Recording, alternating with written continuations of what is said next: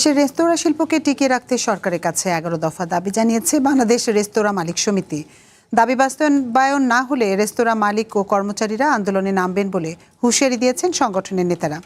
রোববার রাজধানীর সেগুনবাগিচায় ঢাকা রিপোর্টার্স ইউনিটিতে আয়োজিত সংবাদ সম্মেলনে এসব দাবি তুলে ধরেন বাংলাদেশ রেস্তোরাঁ মালিক সমিতির মহাপরিচালক ইমরান হাসান।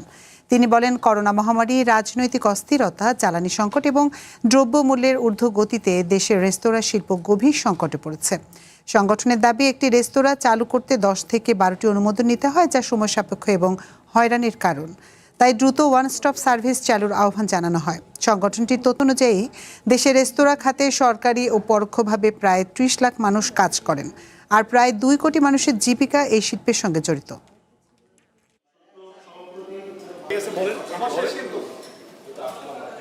উল্টো শত শত ব্যবসায়ী